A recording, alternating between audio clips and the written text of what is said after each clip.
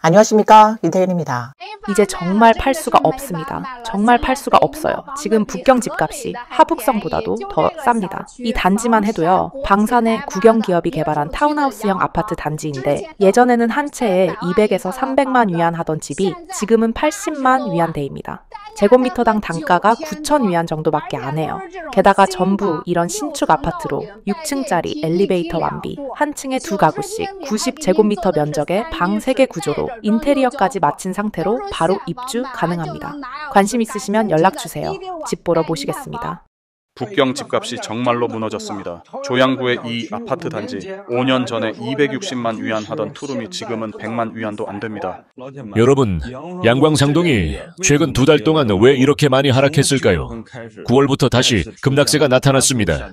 해당 단지의 제곱미터당 최고가가 10만 위안이었는데요. 지금은 5만 위안 초반 수준까지 떨어지려고 하고 있습니다. 이제 연말인데 정말 저점 매수의 시기가 온 걸까요? 댓글란에서 함께 이야기 나눠보시죠. 형님들, 이게 믿기십니까? 형님들 그 집이 지금 고작 30만 위안밖에 가격이 안 나옵니다. 저는 아직도 이 현실이 믿기지 않습니다. 제 집은 당시 100만 위안 이상을 주고 샀습니다. 그런데 고작 3에서 4년이 지났을 뿐인데 지금 시세가 30몇만 위안이라니요. 형님들, 정말 진심으로 여쭙습니다. 그 가격에 파실 수 있겠습니까? 만약 파실 마음이 있으시면 제가 바로 매매 도와드리겠습니다. 제가 오늘 형님들을 찾아온 이유도 바로 이 집을 팔아드리기 위해서입니다. 중국 부동산 시장의 거품이 붕괴된 이후 지금까지도 여전히 깊은 침체에서 벗어나지 못하고 있습니다. 심천, 상해, 북경 등 주요 도시들이 최근 주택 구매 제한 조치를 완화했으며 중국 당국도 여러 차례 경기 부양책을 시행했지만 집값 하락이라는 큰 흐름을 막지는 못하고 있습니다. 최신 통계에 따르면 2015년 10월 중국 70개 도시의 부동산 가격 하락세가 더욱 심화되었으며 그 하락폭은 1년 사이 가장 큰 수준으로 나타났습니다. 북경 남부 제 뒤에 있는 이 아파트 단지의 집값 격차가 정말 너무 큽니다. 예전에는 1제곱미터당 12,000에서 13,000 위안까지 들었는데요. 지금은 세대 단위로 판매되고 있습니다. 원룸은 12만 위안, 투룸은 18만 위안, 쓰리룸은 25만 위안입니다. 게다가 이 집들은 제 뒤에 보이는 로열동 수준의 최고 매물입니다. 마음에 드시는 분들은 서두르시는 게 좋겠습니다.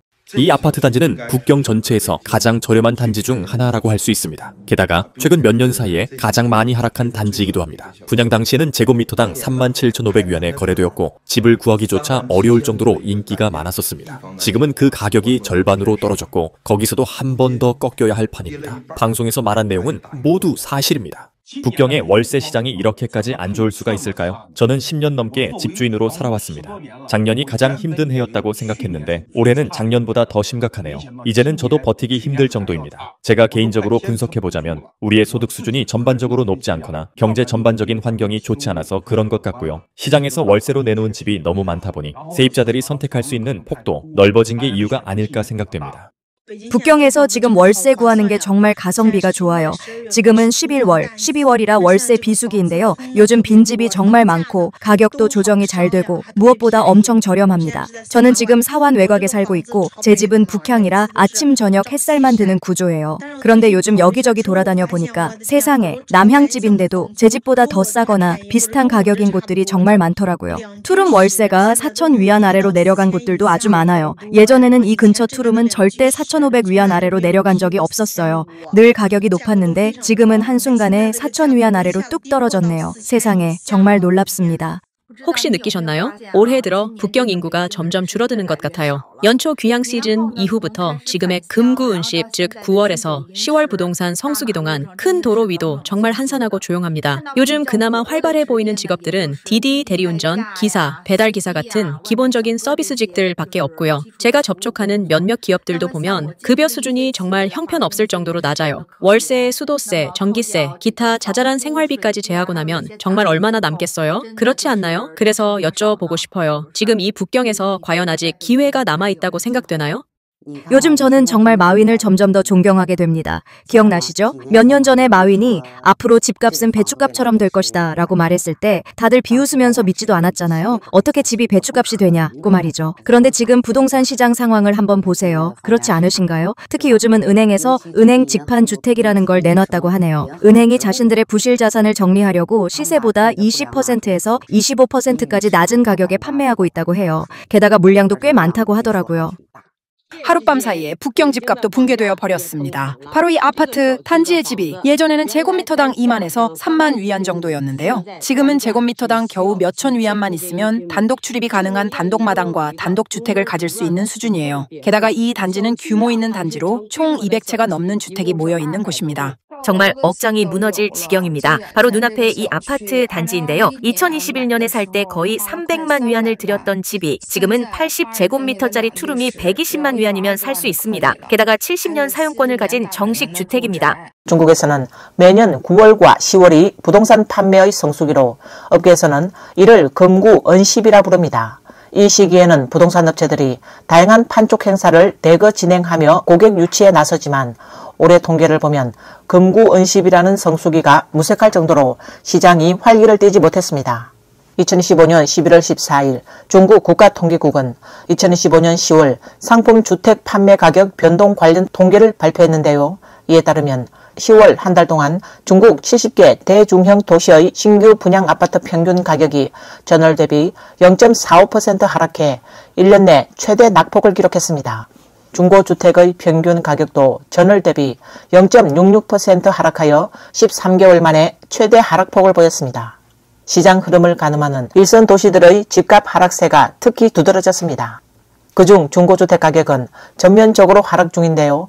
북경은 전년 대비 4.7%, 상해는 3.4%, 광주와 심천은 각각 6.4%와 3.3% 하락했습니다. 제 뒤에 보이시는 이 아파트 단지 보이시죠? 70년 사용권을 가진 정식주택인데요. 지금은 제곱미터당 8천 위안이면 구매하실 수 있습니다. 예전에 한창 좋을 때는 제곱미터당 3만 위안이 넘게 거래되던 곳이에요. 그런데 지금은 자녀 세대만 남았고 층수나 벽면 구조도 원하는 대로 고를 수 있으며 무엇보다 이미 완공된 즉시 입주 가능한 집입니다. 요즘 북경에서 월세 놓는 게 이렇게까지 힘들어졌나요? 지금껏 집이 안 나가는 경우는 한 번도 없었는데요. 제 친구가 해외로 나가면서 저에게 집을 대신 세놓아달라고 부탁했어요. 그 집은 서삼환에 있는 60제곱미터짜리 소형 투룸이에요. 몇 년 전만 해도 월세가 8,500위안까지 나갔던 집인데 올해는 녹중계에 석 달을 올려놨는데도 전혀 나가지 않아요. 계속 가격을 낮췄고 지금은 단지 전체에서 가장 저렴한 7,000위안까지 내려갔는데도 아무도 안 들어오고 심지어 집을 보러 오는 사람도 거의 없어요. 믿기시나요? 요즘은 정말 많은 집주인들이 집을 팔 엄두조차 못 내는 상황까지 왔습니다. 잘못 들으신 게 아니에요. 팔고 싶어도 팔 수가 없어요. 왜 이런 일이 생겼을까요? 이 집들 대부분이 불과 1, 2년 전 대출을 끼고 구매한 집들이기 때문입니다. 예를 들어 설명드리면 당시 200만 위안의 집을 구입했고 그중 140만 위안을 대출로 충당한 경우 지금은 집값이 반토막이 나서 100만 위안대에밖에 팔 수 없습니다. 이게 무슨 뜻이냐 하면은 지금 집을 팔고 싶다면 먼저 120만, 130만 위안을 은행에 갚아야 대출을 청산할 수 있고 그 후에야 집을 팔아서 100만 위안을 받을 수 있다라는 얘기예요. 결국 집을 팔기 위해 오히려 30만 위안을 은행에 더 얹어줘야 하는 상황이 되는 거죠. 이게 말이 되나요? 정말 비현실적이지 않나요?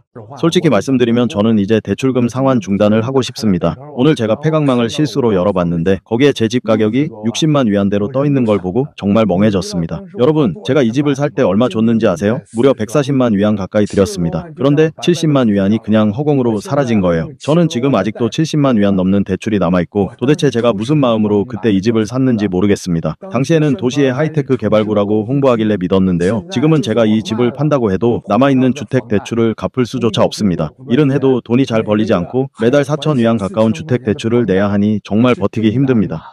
저는 이제 대출금 상환 중단 준비를 하고 있습니다. 이 집은 제가 2019년 4월에 산 집인데요. 그때 첫 계약금으로 1만 7천 위안을 냈고 대출 100만 위안을 받아서 총 210만 위안이 집값이었습니다. 지금까지 5년 동안 매달 5,300위안 넘게 꼬박꼬박 갚아서 대략 30몇만 위안을 상환했습니다. 그런데 지금 확인해보니 제가 갚은 금액 중 원금은 10만 위안도 안 되더군요. 즉 제가 냈던 11만 위안의 계약금도 사라졌고 그동안 갚아온 수십만 위안도 전부 물거품이 되어버린 셈입니다.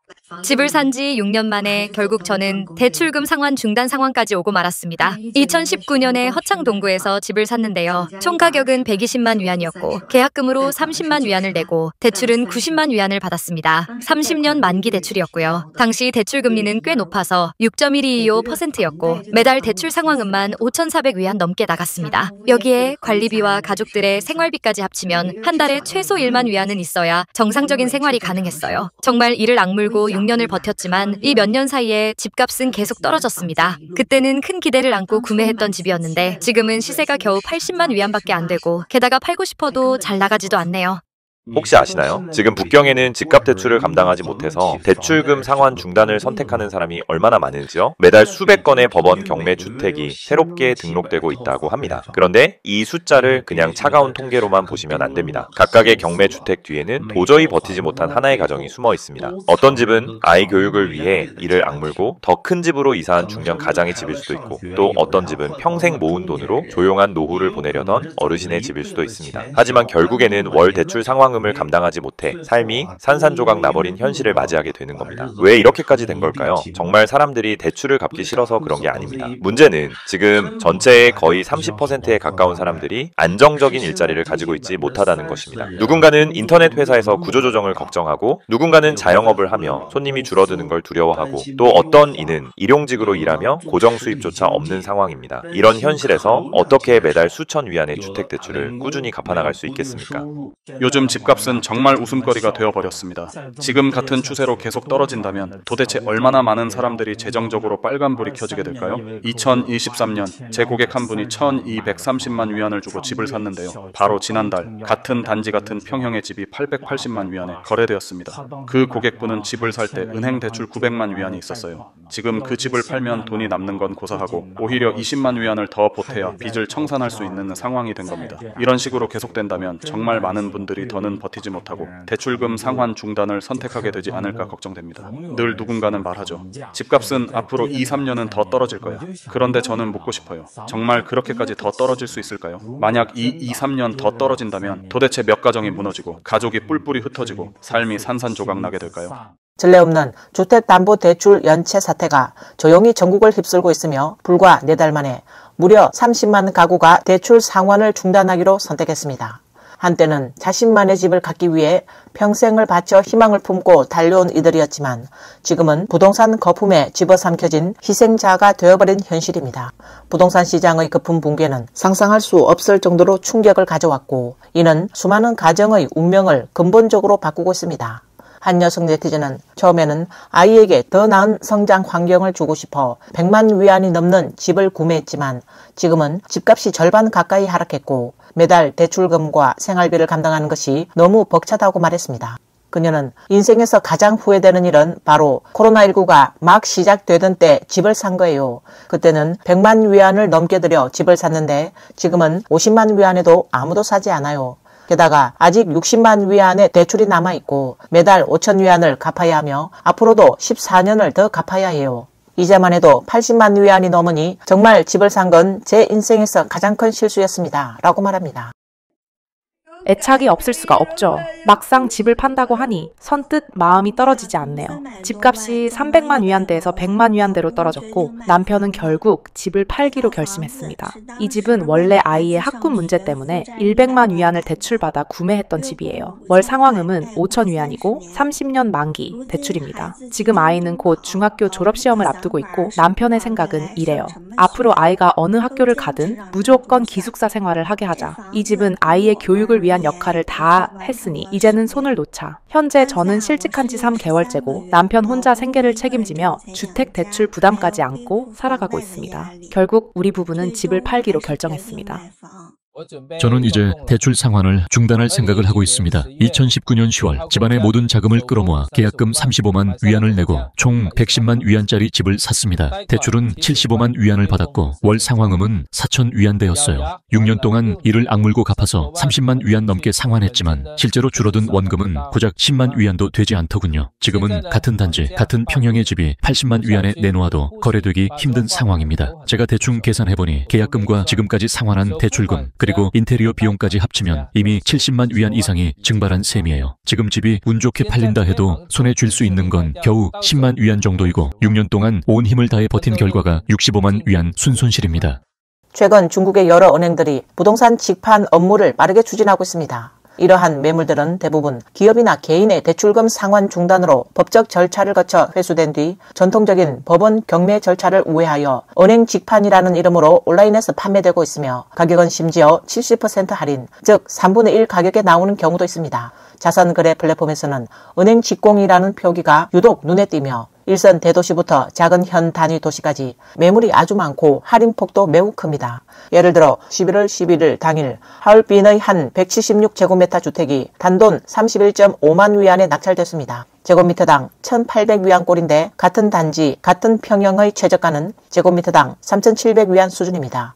중국 본토 언론에서는 이를 분석하며 은행들이 직접 주택 판매에 나선 배경에는 부동산 시장의 지속적인 하락세, 그리고 급증하는 대출 상환 불이행 주택, 채무 변제용 주택이 있다고 지적합니다. 또한 전통적인 법원 경매 절차는 진행이 느리고 복잡해 은행들이 현금화 경로를 찾을 수밖에 없으며 연말 실적 평가를 앞두고 부실 주택담보대출 비율을 줄이기 위해 나섰다고 보고 있습니다.